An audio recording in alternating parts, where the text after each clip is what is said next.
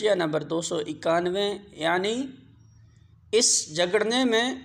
جو بات ما بہ النزاع تھی وہ یہ تھی کہ ابراہیم علیہ السلام اپنا رب کسی کو مانتے ہیں،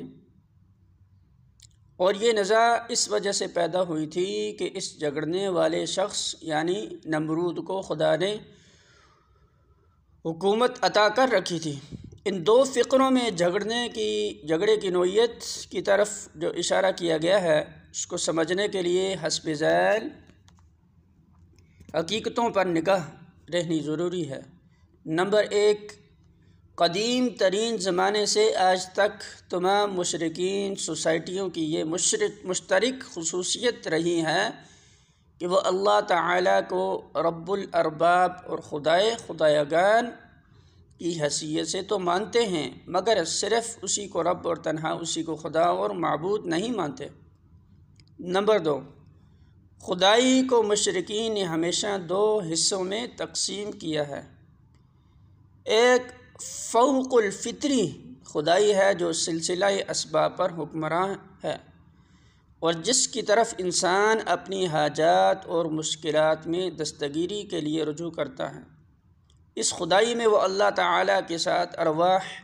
اور فرشتوں اور جنوں اور سیاروں اور دوسری بہت سی ہستیوں کو شریک ٹھہراتے ہیں، ان سے دعائیں مانگتے ہیں، ان کے سامنے مراسم پرستش بجا لاتے ہیں اور ان کے آستانوں پر نظر و نیاز پیش کرتے ہیں۔ دوسری تمدنی اور سیاسی معاملات کی خدائی یعنی حاکمیت، جو قوانین حیات مقرر کرنے کے بجائے مجاز اور اطاعت امر کے مستحق ہو اور جسے دنیاوی معاملات میں فرما روائی کے مطابق مطلق اختیارات حاصل ہوں۔ اس دوسری قسم کی خدائی کو دنیا کے تمام مشرکین نے قریب ہر زمانے میں اللہ تعالیٰ سے سلب کر کے یا اس کے ساتھ شاہی خاندانوں اور مذہبی پروہتوں اور سوسائٹی کے اگلے پچھلے بڑوں میں تقسیم کر دیا ہے۔ اکثر شاہی خاندان اسی دوسرے معنی میں خدائی کی مدعی ہوئے اور اسے مستحکم کرنے کے لیے انہوں نے بالعموم پہلے معنی والے خداؤں کی اولاد ہونے کا دعویٰ کیا ہے، اور مذہبی طبقے اس معاملے میں ان کے شریک سازش رہے ہیں۔ نمبر 3، نمرود کا دعویٰ خدائی بھی اسی دوسری قسم کا تھا۔ وہ اللہ تعالیٰ کے وجود کا منکر تھا۔ اس کا دعویٰ یہ نہیں تھا کہ زمین و آسمان کا خالق اور کائنات کا مدبر وہ خود ہے۔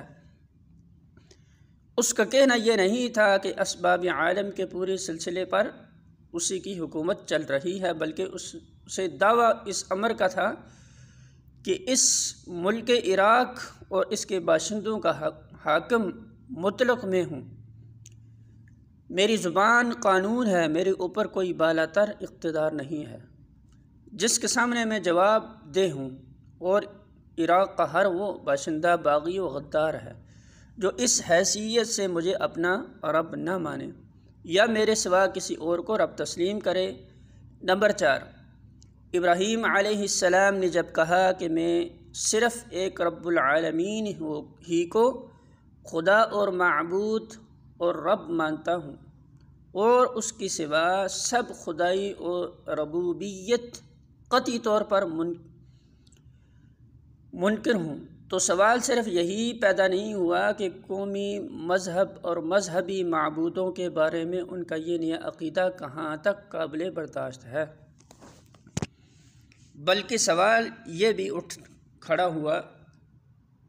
کہ قومی ریاست اور اس کے مرکزی اقتدار پر اس عقیدے کی جو زد پڑتی ہے اسے کیوں کر نظر انداز کیا جا سکتا ہے۔ یہی وجہ ہے کہ حضرت ابراہیم علیہ السلام جرم بغاوت کے الزام میں نمرود کے سامنے پیش کیے گئے۔ سورۃ البقرہ حاشیہ نمبر 292۔ اگرچہ حضرت ابراہیم علیہ السلام کے پہلے فقرے ہی سے یہ بات واضح ہو چکی تھی کہ رب اللہ کے سوا کوئی دوسرا نہیں ہو سکتا، تاہم نمرود اس کا جواب ڈٹائی سے دے گیا، لیکن دوسرے فقرے کے بعد اس کے لیے مزید ڈٹائی سے کچھ کہنا مشکل ہو گیا، وہ خود بھی جانتا تھا کہ آفتاب و ماہتاب اسی خدا کے زیر فرما ہیں جس کو ابراہیم علیہ السلام نے رب مانا ہے۔ پھر وہ کہتا تو آخر کیا کہتا، مگر اس طرح جو حقیقت اس کے سامنے بے نقاب ہو رہی تھی اس کو تسلیم کر لینے کے معنی اپنی مطلق العنان فرماروائی سے دست بردار ہو جانے کے تھے، جس کے لیے اس کے نفس کا طاغوت تیار نہ تھا،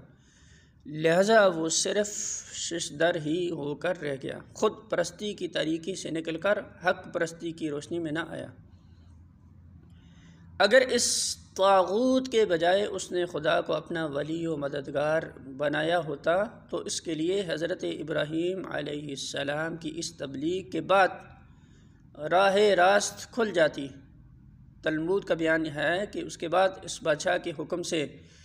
حضرت ابراہیم علیہ السلام کو قید کر دیے گئے، 10 روز تک وہ جیل میں رہے۔ پھر بادشاہ کی کونسل نے ان کو زندہ جلانے کا فیصلہ کیا اور ان کے آگ میں پھینکے جانے کا وہ واقعہ پیش آیا جو سورہ انبیاء رکوع 5، العنکبوت رکوع 2 اور 3 اور الصافات سورہ الصافات رکوع 4 میں بیان ہوا ہے۔